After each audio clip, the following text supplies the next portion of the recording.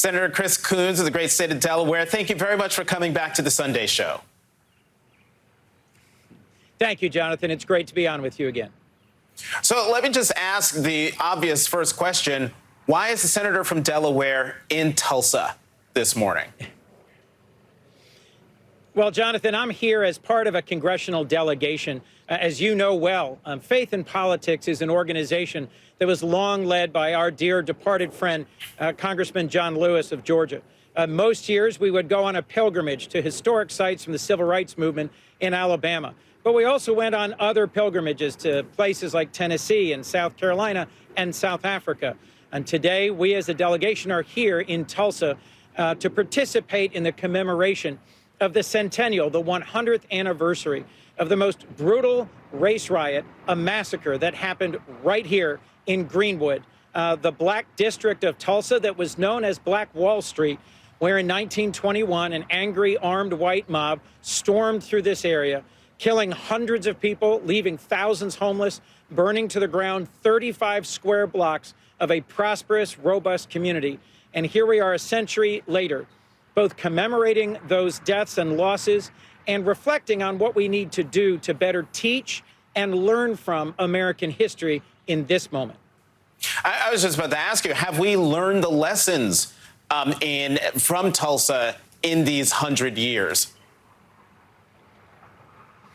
Well, Jonathan, I'm encouraged by President Biden's budget, which was just released on Friday, and how much of it is investing in equity issues, in investing in ways that housing and education and opportunity is more open to African Americans.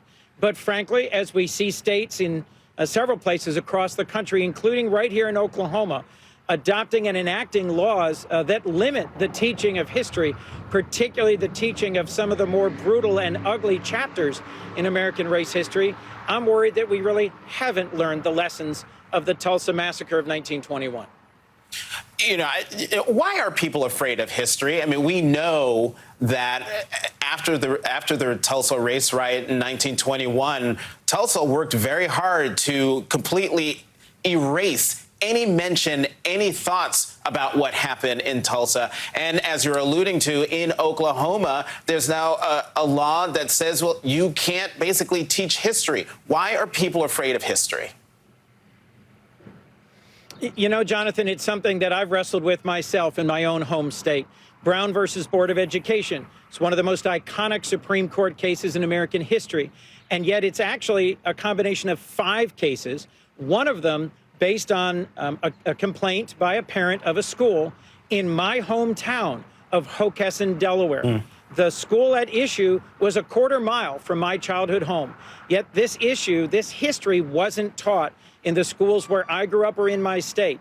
I'm joining with Congressman Clyburn and Congresswoman Lisa Blunt Rochester and others to add an important part about Brown versus Board as a part of our national history. And I think the reason, frankly, that it's not taught more deeply here in Tulsa and in Oklahoma, in my home state or elsewhere, is we're afraid to open up the box of ugly chapters in American history. But we can only come to appreciate how far we've come if we know how deeply wrong and how badly broken these critical chapters in American history really were. You know, the key thing about the Faith in Politics pilgrimages is that they are bipartisan. Senator James Lankford of Oklahoma will be with you later today and at some point during the next couple of days. And so that's a sign of bipartisanship. And yet, back here in Washington, just on Friday, bipartisanship was nowhere to be found in approving the January 6th Commission. Why wasn't it possible? Jonathan? Go right ahead, Senator. I think you know where I was going. Jonathan, you know, there were Republicans in the Senate who voted to convict President Trump back during the impeachment, who voted to certify the election of President Biden, and who voted to proceed with the January 6th Commission. But not enough. There were just 6. And part of my concern is that all efforts at bipartisanship are really constrained by the ways in which the Republican Party continues to be the party of Donald Trump, and Donald Trump continues his big lie that the election of 2020 was stolen, that the events of January 6th are not things we need to be concerned about, And I see a direct connection between the effort to suppress any teaching or examination of what happened here a century ago and those in Congress, particularly in the House, who are now saying that the events of January 6th don't need any further examination or consideration. On Senator Memorial Coons, Day, we remember those who gave their lives in service to our country, and that should include looking hard at the circumstances that took the lives of several Capitol Police officers.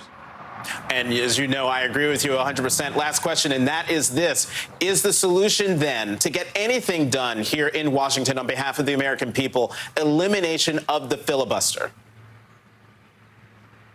Jonathan, we've been debating that in my caucus vigorously all the last month because of all the bills that we really want to get passed and need to get passed in Congress. The bill that relates to voting rights, the issue to which John Lewis dedicated his life, is the issue that's right in front of us. There's no path to get that enacted on a bipartisan route. And you know me, I'm going to work as hard as I possibly can to see if there's any way we can make progress on things like immigration reform, passing President Biden's bold budget, and voting rights on a bipartisan route. But I'm not going to sit by and watch his entire agenda be obstructed. So we have some urgent discussions and important decisions to make on this issue in the months ahead. And we will all be watching the clock on that. Senator Chris Coons of Delaware, thank you very much for coming back to the Sunday Show. Thank you, Jonathan.